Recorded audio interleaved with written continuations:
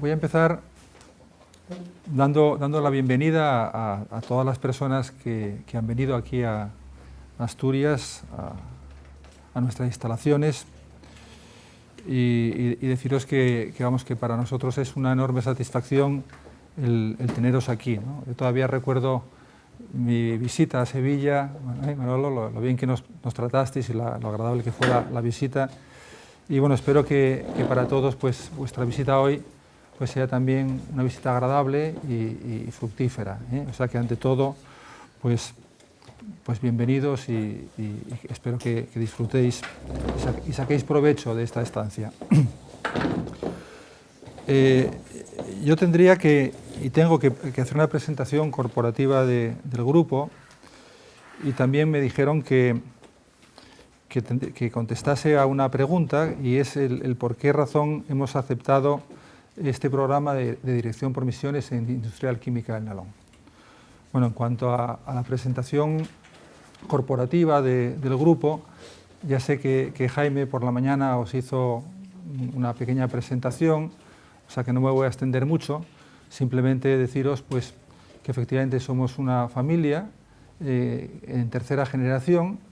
Esta familia pues, entendemos que nace cuando mis abuelos contraen matrimonio en el año 1812, porque ellos forman ya una familia de empresarios, ya que mi abuelo ya era un pequeño empresario que se dedicaba a la venta de hortalizas, proveniente de la montaña de León, y mi abuela, con unos hermanos, tenía una pequeña tienda de comestibles en Oviedo, en la calle Magdalena.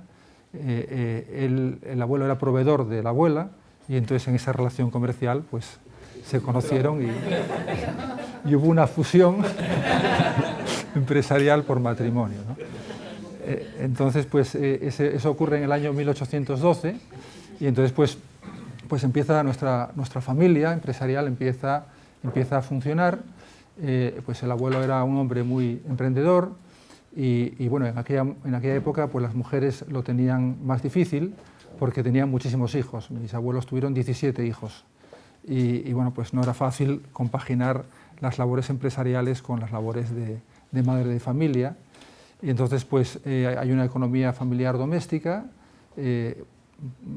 una economía en que los ingresos de los negocios sirven para pagar los alimentos de los niños, bueno, todo un poco mezclado, luego se va desarrollando.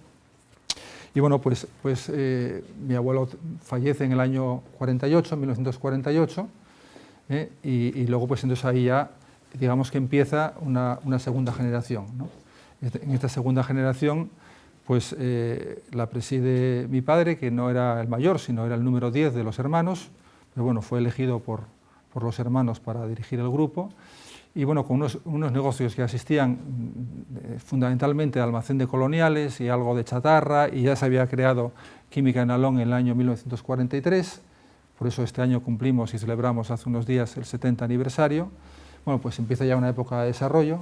Daros cuenta que en el año 48 pues todavía era la guerra civil española había terminado relativamente en pocos años, y había una gran pobreza, y hubo desarrollos de muchos tipos en varios sectores, como os explicaba esta mañana Jaime, pues en el sector químico, de la construcción, en el sector, tuvimos astilleros que luego se cerraron, en el sector de coloniales, en el sector de la perfumería y droguería, y luego se hicieron otras cosas como es este proyecto tan bonito de Medixa de prevención de riesgos laborales, o el de Delcon, etcétera, ¿no? Entonces, bueno, pues esto en el año 98 falleció mi padre después de presidir el grupo 50 años, y a partir del año 98, es decir, pues ya estamos nosotros pues al frente de estos negocios, y nosotros lo que sí os puedo decir es que lo que mantenemos es pues los principios y los valores que nos enseñaron, ¿eh? Y bueno, pues para bien o para mal, pues ya llevamos 15 años funcionando, yo creo que con muy buen entendimiento, y sobre todo muy felices de las personas que están trabajando con nosotros. Y esta sería la presentación del grupo desde el punto de vista del grupo empresarial, ¿no? En cuanto a la pregunta esta que me hacía y la respuesta de por qué hemos aceptado el programa de dirección por misiones, Pues yo creo que esta respuesta se puede hacer desde por lo menos 3 ámbitos diferentes, ¿no? Un ámbito podría ser el ámbito formal, es decir, bueno, ¿cómo fue esto, no? Y bueno, esta es muy sencilla, la voy a contestar. La verdad es que fue iniciativa de Gonzalo, ¿eh? Gonzalo es una persona de muy buen criterio y no sé cómo se enteró de que existía en algún sitio este programa y nos lo contó. Y entonces dijimos, oye, pues esto parece que tiene mucho interés. Sí, Rufo, si me dejas, por contar la historia entera, yo me entero de esto porque recibo el libro de Carlos y de Pablo Cardona y de Misiones porque me lo pasa Jaime. Jaime me pasa a mí el libro y a partir de ahí... Bueno, pues entonces, por iniciativa de Jaime y luego Gonzalo, pues efectivamente llega a nuestro conocimiento.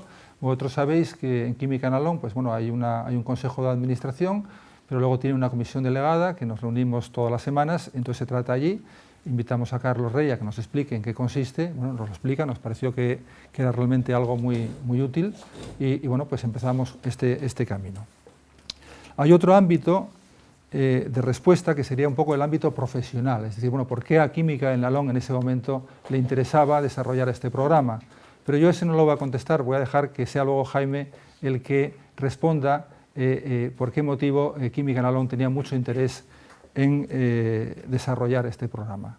Y el tercer ámbito, pues es el ámbito personal, es decir, por qué personalmente yo cuando me enteré de esto y me dijeron esto pensé que podía ser útil. Y entonces voy a intentar responderos pues por qué yo creí que esto era interesante.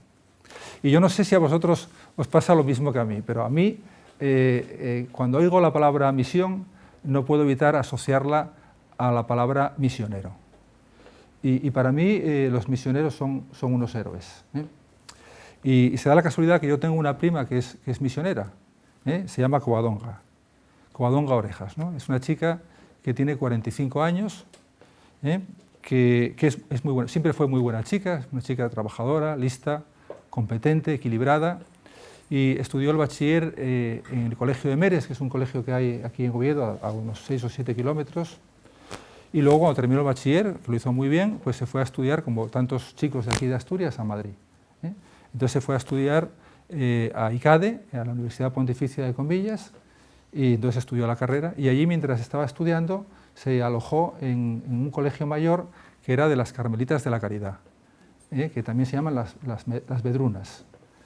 Y bueno, pues la sorpresa fue que cuando terminó la carrera, pues se hizo monja misionera vedruna, y ahora vive en Gabón y se dedica a hacer labores humanitarias en campos de refugiados en Gabón, en la República del Congo, en Guinea y en Togo.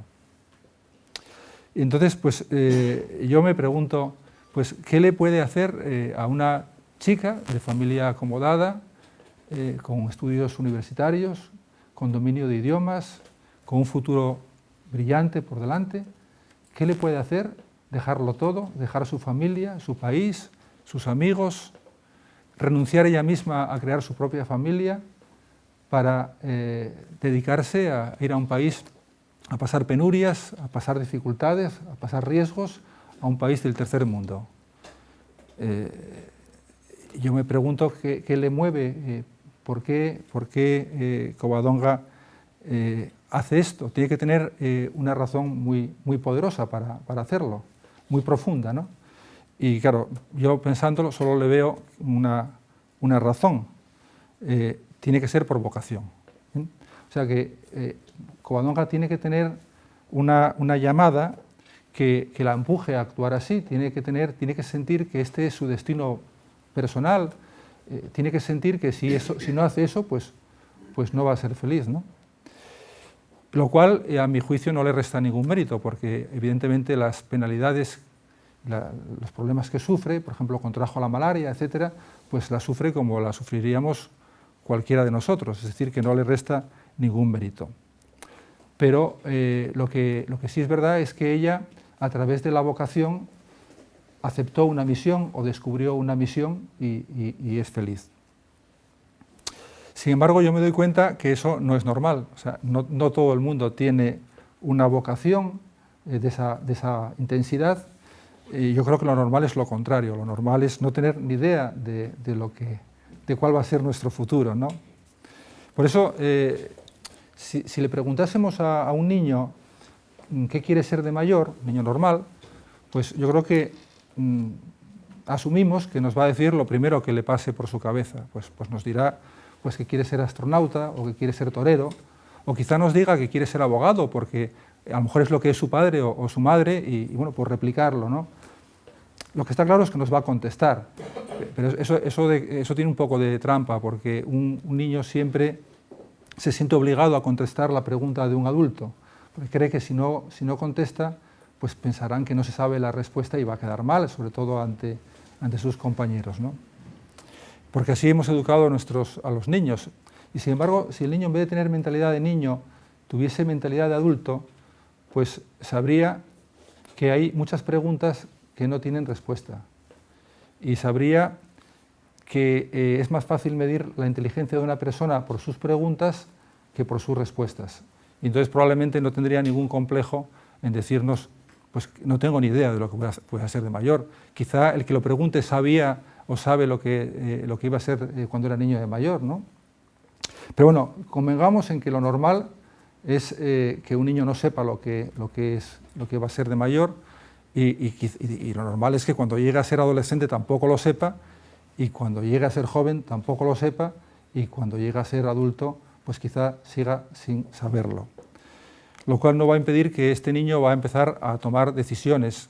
Yo creo que las va a ir tomando de manera más o menos arbitraria y primero decidirá pues, si estudia ciencias o letras, o bueno, eso por lo menos se decidía en mi época, ¿no?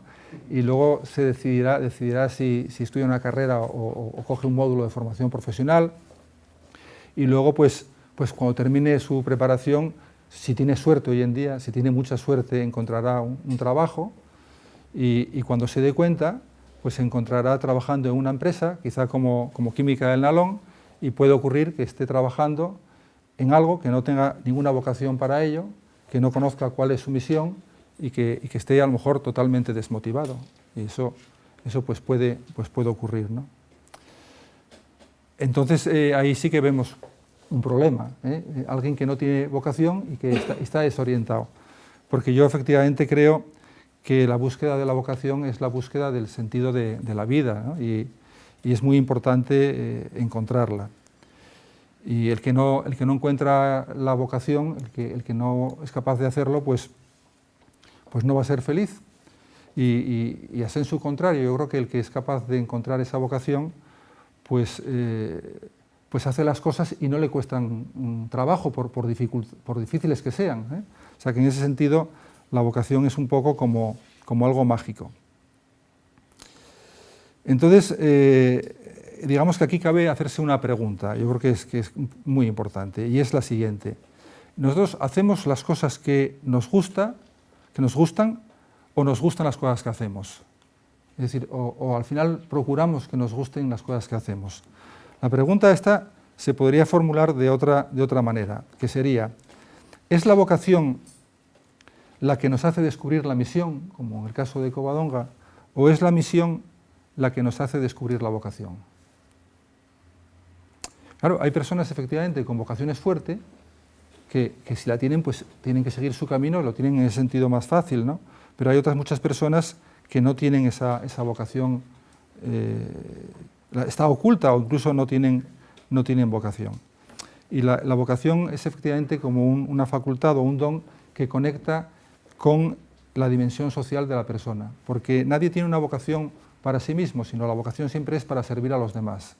O sea, por ejemplo, el músico que compone una sinfonía, compone la sinfonía para que otros la escuchen, o el pintor que compone o que hace una obra, un cuadro, lo dibuja para que otro lo disfrute y lo vea, o el médico cura para sanar a otro, o el investigador investiga para que la humanidad avance en su conocimiento.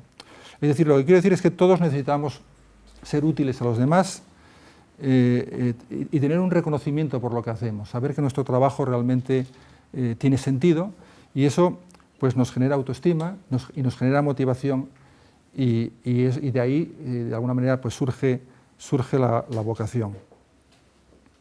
Es decir, que yo lo que creo es que tener una vocación ilumina la misión, pero también el tener muy clara la misión puede hacer que descubra o que aparezca la vocación. Es un poco la teoría que tengo. Entonces, por eso me parece tan importante reflexionar en cada momento sobre la misión que tiene una persona, porque si la reflexión es inteligente y se da cuenta de la cantidad, de los matices que tiene, y como decía José María, con esa mirada limpia, eso le puede descubrir a él realmente cuál es su vocación, lo cual le hará feliz, lo cual le hará que se motive y lo cual le hará ser más productivo. Y al final todos ganamos con trabajadores felices y productivos. Y obviamente esto que vale para las personas físicas, pues entiendo que vale también para las personas jurídicas. Las personas jurídicas tienen lo que llamamos una cultura. ¿Por qué tienen una cultura? Pues por sus circunstancias, por cómo fueron creadas, cuándo fueron creadas, qué experiencias tuvieron, qué liderazgos tuvieron. Tienen una cultura. Y esa cultura puede hacer que tengan una clara vocación de algo o no.